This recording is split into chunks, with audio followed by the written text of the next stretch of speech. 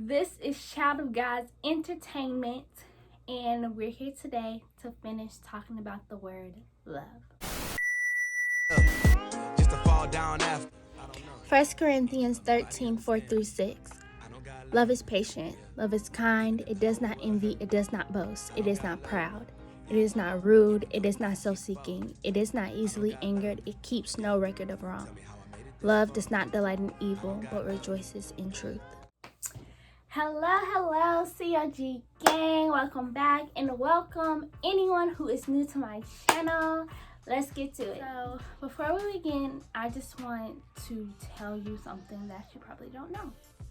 There are different types of loves. I know, right? It's crazy. So, there are 4 main types of love, and I'm just going to explain them to you. One is I'm gonna pronounce these words as best as I can, so y'all bear with me. One is eros, which is a romantic kind of love. It's the love that you give like your romantic partner and somebody you are in love with. 2 is Philippiae, I think it's pronounced Philippiae, which is a friend type of love. Then you have storge, which is the love that you have for your family. And then you have agape, which is a godly love. It's a mature love. It's unconditional. So, learning about the fact that there are different types of love definitely put love in perspective for me, because it helps you understand like why you can love different people, and it doesn't like feel the same. Not saying that love is a feeling, because it's not. But you can love different people, and you don't love everybody the same way. I want to talk about agape, God's love, in this video, because in my opinion, all the other loves reflect your agape love or your relationship with God. Agape love is not the same as the rest of the loves, because like I said, agape love is a mature love. So, and it comes from God. What is love? In the Bible it says that God is love. It talks about love a lot in the Bible, because as Christians, loving people is top priority. I think in my last video, in my last video when we were doing the study with soap, we studied what the greatest commandments are as Christians, and that's to love God and love people as ourselves. And we can't do that without agape love. We cannot fulfill, I cannot pronounce these words.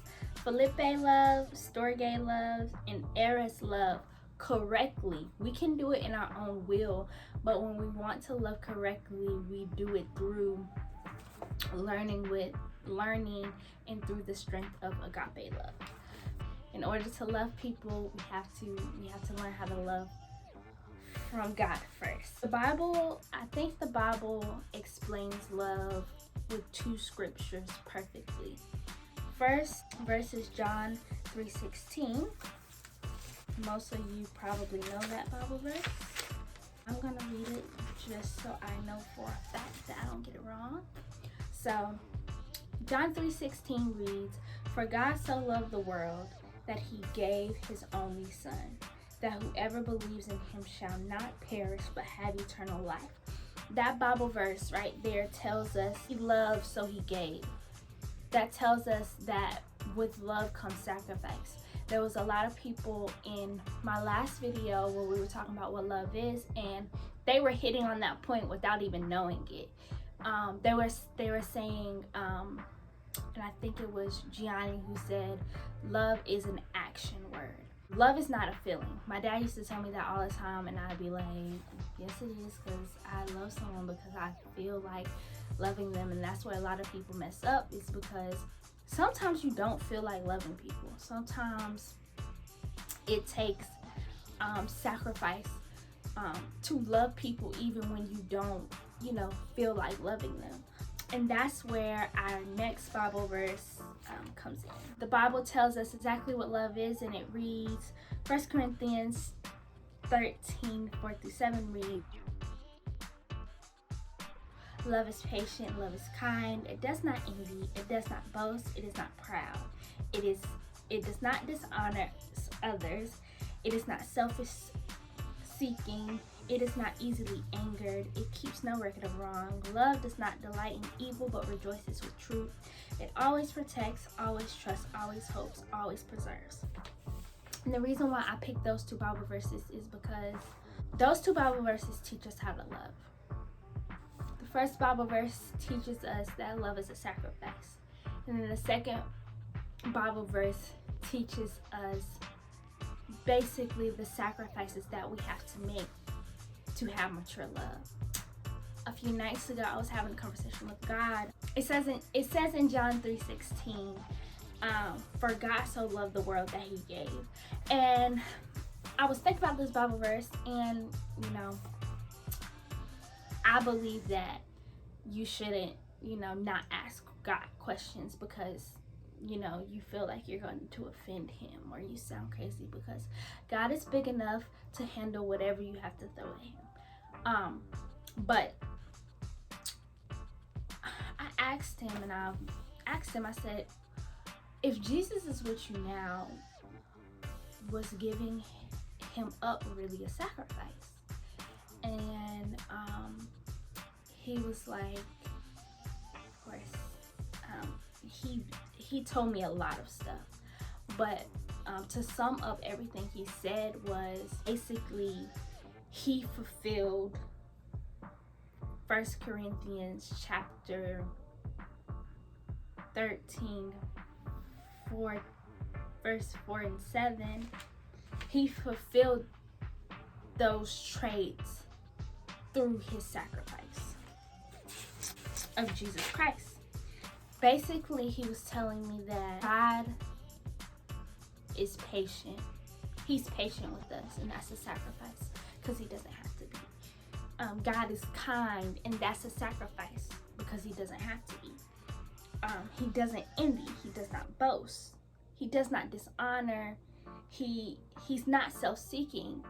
And all of those things to fulfill all of those traits, you have to sacrifice. And that revelation just blew my mind. He was just like, for Jesus to come down here, and he didn't have to, that was a sacrifice. For God to be patient with us even though we sin continuously, that's a sacrifice. For God to be forgiving even though he doesn't have to, that's a sacrifice. Jesus didn't have to come down here. Jesus was up in heaven living his best life. He did not have to come. That's the trait of not being self-seeking. That's a sacrifice. So in order to love people correctly, you have to sacrifice. Like I said, love is an action word. Or like Gianni said, love is an action word. So in order to love people correctly, you have to sacrifice. And your sacrifice will cause you to be kind. It will cause you to be patient. It'll cause you to be all of these things in 1 Corinthians chapter 13, verse 4-7. I also wanted to say something very encouraging that God told me, that he said to me one of the other nights.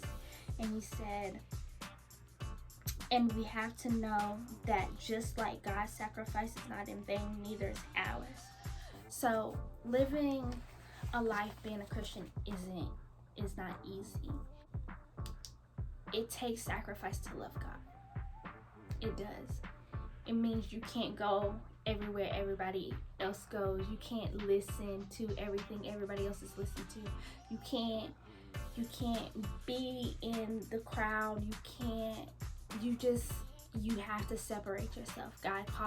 He calls us to be separated from the world. And In order to do that, that's a sacrifice. In order to pick up our cross, that's a sacrifice. In order to obey the 10 Commandments, those are sacrifices that we do as Christians. I just want to tell y'all what he told me. So know your sacrifice isn't in vain. Know that just like Jesus' sacrifice is not in vain to get us, you know, just to let us have a relationship with God, our sacrifices aren't in vain either. Because we are called to be examples, we are called to be a light. And just like Jesus' sacrifice helps us, our sacrifice helps other people around us. And that's really it. That's all I really have to say about love.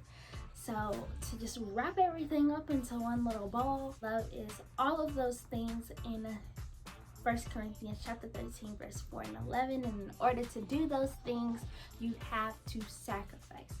God calls us to sacrifice every day, just like Jesus did. And I just want you to know that your sacrifices are not in vain. I also want you to know that God loves you so very much, more than you can imagine. And I love you, even though I don't know you, even though I don't even know who's gonna watch this video. I just want you to know that I love you. And if you need anything, if you need anybody to talk to, comment down below. Follow me on social media. I would love to conversate with the people who are, you know, a part of our big family, being children of God. And I hope and pray that you guys receive what I am saying and that you guys understand what I'm saying. That is my prayer. At least 1 or 2, 3, 4, 5, a lot of people. I pray that you guys understand what I'm saying and that you can take this understanding, and I pray that it just opens your eyes to something new, to help you understand more of who God is and how much he really loves us. And with that being said, be blessed, go with God. Even though nobody understand me, I know God love me. Even if the whole world hurt me, I know God love me. Yeah. Even though I keep falling, I know God love me. Yeah. Why are you mad? Because you won't let me live my life. You won't let me do anything. Why are you always complaining? I'm not trying to complain, Lord, but it's like, you ain't even let me do anything. I'm not out here doing terrible things, fornicating. I'm not out doing all that. I just want to go hang with some friends or, you know, just live my life. Why are you keeping me sheltered? I'm protecting you. Protecting me from what? Having fun? Gabriel, you don't get to do what everyone else does. I am protecting you. What you call being sheltered, I call preservation. I tell you not to hang around them because I don't want the spirits that's on them getting on you. I tell you not to get into relationships because I don't want you getting hurt and developing unnecessary soul ties that you're going to ask me to break anyway. I'm your father. I protect you. Why don't you just force me to do these things? Why don't you just make me a robot? At least I know I'd be in your will. Because if I force you, it denies you the beautiful opportunity of sacrifice. And sacrifice is what is required. Man, you're good.